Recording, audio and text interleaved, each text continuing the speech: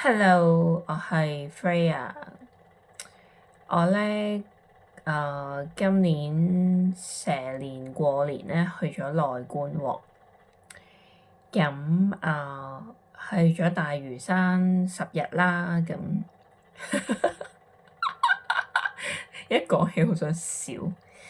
咁點解會係揀過年嘅時候去內觀咧？除咗係幸運之外咧，就係避年咯，係啦。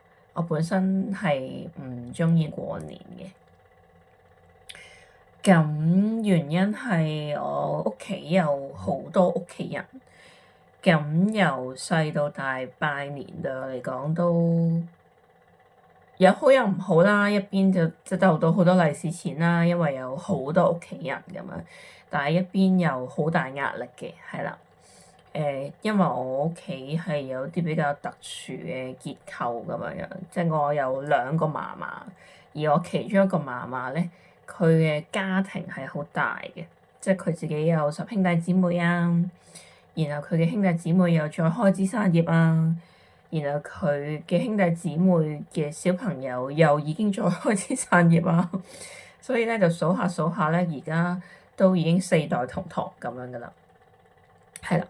咁當然經歷咗疫情之後，拜年呢個活動就有啲縮細咗個 scale 嘅，係啦。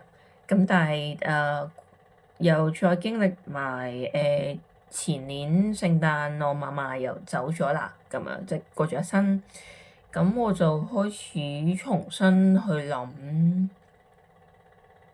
咁嫲嫲走咗點解仲要拜年呢？咁樣，所以突然間覺得對家庭呢樣嘢都冇乜即係冇咗一個核心嘅骨幹咯，我會覺得，咁就又咁啱啦。今年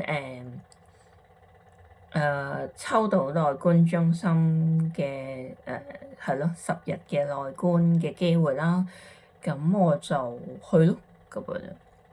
咁就係由1月22號入 camp，我哋叫做 Day Zero 啦。咁就跟住去到2月1號係第10日，2月2號就出返 camp 咯。所以其實前後就12日嘅，係啦。咁其實嗰10日都發生咗幾多嘢，係。咁我會聽日再講下啦。多謝收睇，Good night。